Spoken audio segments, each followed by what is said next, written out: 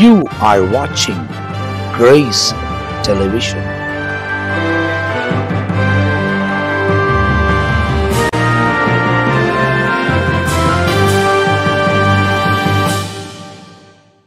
ஆண்டவரும் அருமை இரட்சகராக இயேசு கிறிஸ்துவின் நாமத்தினால் இந்த காலையில் உங்கள் யாவருக்கும் என் அன்பின் வாழ்த்துக்களையும் ஸ்தோத்திரங்களையும் நான் தெரிவித்துக் கொள்கிறேன்.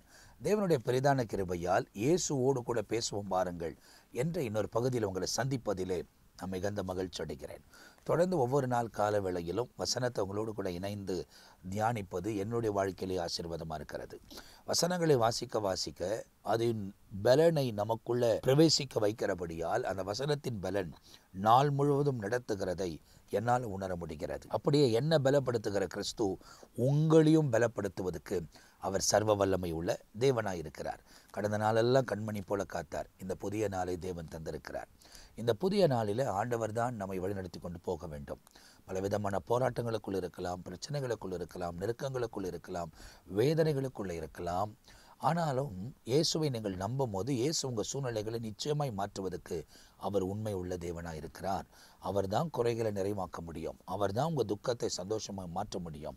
அவர் தான் சூழ்நிலைகளை மாற்றி அமைக்க முடியும். அவர் தான் பிரிந்து போன குடும்பங்களை இணைக்க முடியும்.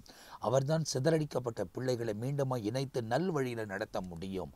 அவர் தான் இழந்ததை மீண்டுமாய் பெற்றுக்கொள்ள உதவி செய்ய முடியும். எனவே இயேசுவை நம்பி இந்த உலகத்தில் நீங்கள் வாழும் போது, இயேசுவையே பின்பற்றும் போது, அவர் தான் உங்களை வெட்கப்படுத்தாதபடி, கைவிடாதபடி தொடர்ச்சியாய் உங்களை வழிநடத்தி கொண்டு போவதற்கு அவரே சர்வ வல்லமை உள்ள தேவனாய் இருக்கிறார். என அவரை உறுதியாய் நீங்கள் பற்றி கொள்ள வேண்டும். அவரோடு கூட இணைந்து செயல்படுவதற்கு உங்கள் வாழ்க்கையை நீங்கள் அர்ப்பணித்துக் கொள்வீர்களானால் உண்மையாகவே இயேசு உங்கள் வாழ்க்கையில் மேன்மையான காரியங்களை செய்து அற்புதமான விதத்தில் வழிநடத்துவதற்கு அவர் உண்மை உள்ள தேவனாய் இருக்கிறார். இன்றைக்கு வேதத்திலிருந்து ஒரு வசனத்தை உங்களுக்கு காண்பித்து உங்களோடு கூட நான் ஜெபிக்க போகிறேன். ரோமருக்கு எழுதுகிற நிருபத்தில் அப்போஸ்தலனாகிய பவுல் ரோமருக்கு எழுதுகிற நிருபத்தில் 10ஆம் அதிகாரம் 13ஆம் வசனம் இவ்விதமாய் சொல்லுகிறது. கர்த்தருடைய நாமத்தை யார் தொழுது கொள்ளுகிறாரோ அவனே ரட்சிக்கப்படுவான் என்று எழுதப்பட்டிருக்கிறது. For whosoever calls on the name of the Lord shall be saved என்பதை சொல்லப்பட்டிருக்கிறது. அவர் நாமத்தை தொழுது கொள்ளுகிறவன், அவர் நாமத்தை நோக்கி கூப்பிடுகிறவன் ரட்சிக்கப்படுவான் என்று இந்த இடத்துல எழுதப்பட்டிருக்கிறது. ஒருவேளை நித்திய ரட்சிப்பையும் நாம் அடைய முடியும். இந்த உலகத்தில் நமக்கு விரோதமாக எழும்புகிற காரியங்களிலிருந்தும் நாம் ரட்சிக்கப்பட்டு ரொம்ப தெளிவான பாதையில் நடத்துவதற்கு அவரே சர்வ வல்லமை உள்ள தேவனாய் இருக்கிறார். ஆனால் நீங்கள் அவரை நோக்கி கூப்பிட வேண்டும். நீங்கள் ஒவ்வொரு நாளும் அவரை நோக்கி கூப்பிடும் போது அவர் எந்த காரியத்திலும் வந்து உங்களுக்கு உதவி செய்வதற்கு அவர் சர்வ வல்லமை உள்ள தேவனாய் இருக்கிறார். ஆண்டவர் மனுஷனை உண்டாக்கினதுக்கு காரணமே இவர்கள் என் துதியை சொல்லி வருவார்கள் என்ற நோக்கத்தோடு தான் ஆண்டவர் மனுஷனை உருவாக்கினதை வேதாகமத்தில் நமக்கு ரொம்ப அழகாய் சொல்லப்பட்டிருக்கிறது. இந்த வசனத்தை நான் பின்பற்றுகிறபடியால் இந்த வசனத்தின் பூரணத்துக்குள் இப்போது நான் வாழ்ந்து கொண்டிருக்கிறேன். தொடர்ச்சியாய் அந்த பூரணத்துக்குள்ளவே பயணம் பண்ண வேண்டும் என்று நான் விரும்புகிறேன். வசனத்தை வாசிக்கக்கூடிய நீங்களும் வசனத்தை கேட்கக்கூடிய நீங்களும் அந்த வசனத்தை விட்டு இடதுபுறமும் வலதுபுறமும் சாயாமல் வசனத்தின்படியே உங்கள் வாழ்க்கையை நீங்கள் வாழ்ந்து பாருங்க. உங்கள் துக்கம் சந்தோஷமாய் மாறிவிடும். உங்கள் தலைமையில் நித்திய மகிழ்ச்சி தங்கி இருக்கும். எல்லா தீமைக்கும் விலகி காத்து அற்புதமான பாதையில் தேவன் உங்களை வழிநடத்துவதற்கு அவர் சர்வ வல்லமை உள்ள தேவனாய் இருக்கிறார். இயேசுவை நம்பின யாவரையும் அவர் தொடர்ச்சியாய் வழிநடத்துவதற்கு அவர் உண்மை உள்ளவர். அவர் கைவிட்டு போகிறவர் அல்ல, வெட்கப்படுத்தக்கூடியவரும் அல்ல. அவர் சொன்னதை சொன்னபடி செய்து முடிக்கும் அளவுக்கும் நம்மை கைவிடுவதில்லை என்பதாக வேதத்தில் நமக்கு துல்லியமாய் சொல்லப்பட்டிருக்கிறது. எனவே இந்த நிகழ்ச்சியை பார்த்து கொண்டிருக்கிற என் அன்பு சகோதரனே சகோதரியே, இந்த கால வேளையில் உங்கள் வாழ்க்கையை இயேசுவின் பாதத்தில் ஒப்புக்கொடுங்கள். ஒவ்வொரு நாளும் நீங்கள் ஒப்புக் கொடுக்க வேண்டும் என்பதுதான் இந்த இயேசுவோடு கூட பேசும் வாருங்கள் என்ற நிகழ்ச்சி ஏறக்குறைய 5 வருஷமாக தேவ ஊழியக்காரர்களால் தொடர்ந்து வசனங்களை விதைப்பதற்கு தேவன் நமக்கு உதவி செய்கிறார். காரணம், வசனங்களை நீங்கள் கேட்டு அதன்படி நடப்பதற்கு உங்களை நீங்கள் அர்ப்பணித்துக் கொள்வீர்களானால் எல்லா தீய காரியங்களிலும் கர்த்தர் ரட்சித்து தெளிவான பாதையில் உங்களை வழிநடத்தி கொண்டு போவதற்கு அவரே உண்மை உள்ள தேவனாய் இருக்கிறார். உங்கள் சூழ்நிலைகளை மாற்றுவார், நெருக்கங்களை மாற்றுவார், போராட்டங்களை மாற்றுவார், உங்கள் துக்கங்களை சந்தோஷமாய் மாற்றுவார். கர்த்தர் கர்த்தர் உங்களோடவே இருந்து வழிநடத்துவதற்கு அவர் சர்வ வல்லமை உள்ள தேவனாய் இருக்கிறார். ஆகையால் தான் அப்போஸ்தலனாகிய பவுல் பல காரியங்களை தொடர்ச்சியாக பேசிக்கிட்டு வரார். வசனத்தை குறித்து பேசுகிறார். அந்த இடத்துல இஸ்ரவேலுக்கு சுவிசேஷத்தை அறிவிக்கும்படி அவர்களுக்கு என்ன தேவை என்பதை இந்த காரியங்கள் எல்லாம் அவர் பேசிக்கொண்டு வரும்போது அவர் சொல்லுகிறார், அவர் நாமத்தை தொழுது கொள்ளக்கூடியவனை அவர் ரட்சிக்கிறார் என்பதால் எழுதப்பட்டிருக்கிறது. அவர் நாமத்தை நோக்கி கூப்பிடக்கூடியவர்களை ரட்சிப்பார் என்று எழுதப்பட்டிருக்கிறது. அப்போ இன்றைக்கு இயேசு என்ற நாமத்தை சொல்லி நீ அவரை நோக்கி கூப்பிடுவாயானால் இந்த நாளை உன்னுடைய வாழ்க்கையில் என்னுடைய வாழ்க்கையில் தந்த தேவன் நிச்சயமா இந்த நாள் முழுவதும் நம்மை வழிநடத்தி கொண்டு போவதற்கு அவரே உண்மை உள்ள தேவனாய் இருக்கிறார்.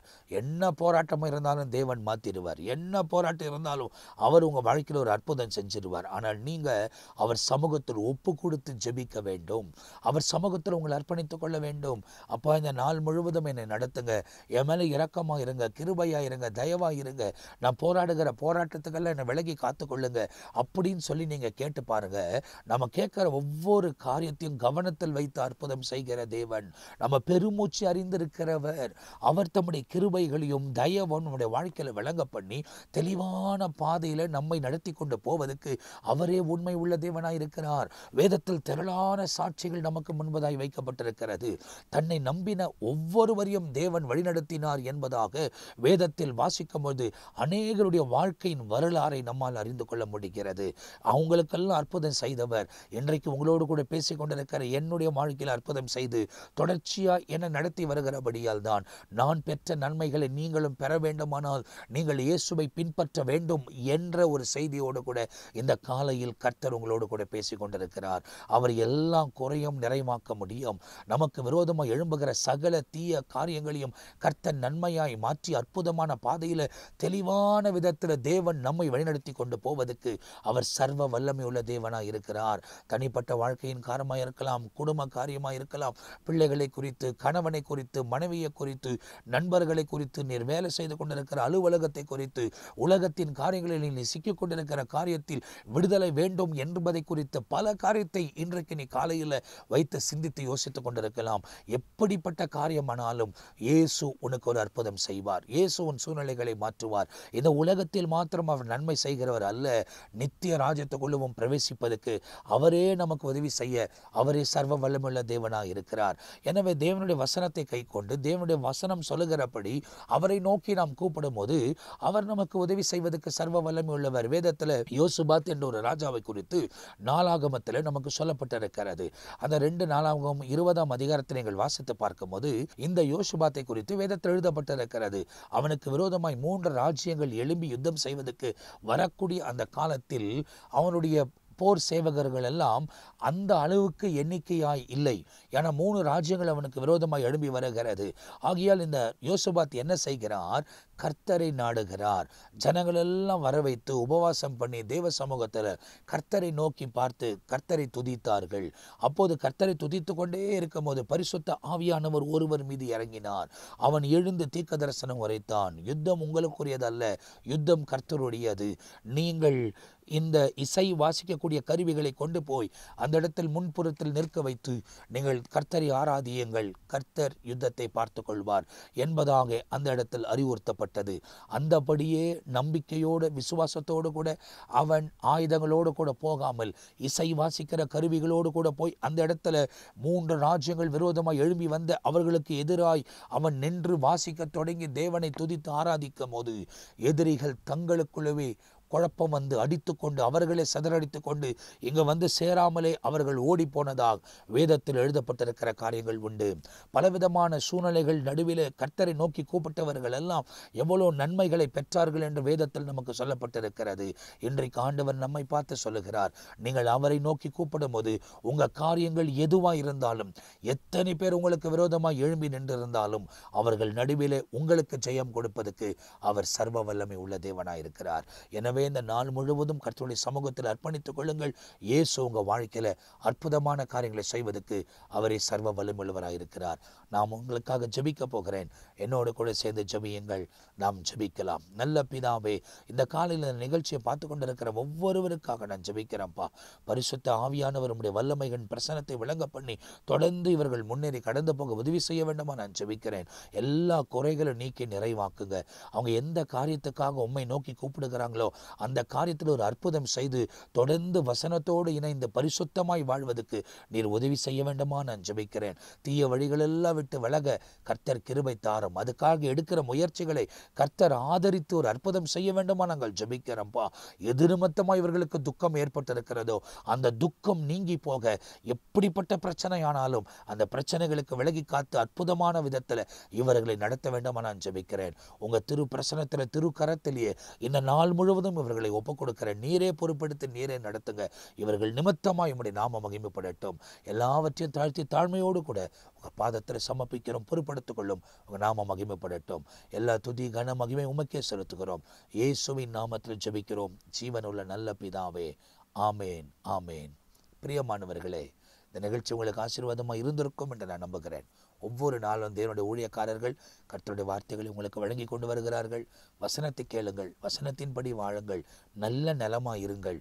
நீங்கள் 100, 60, 30 கனி கொடுப்பீர்கள்.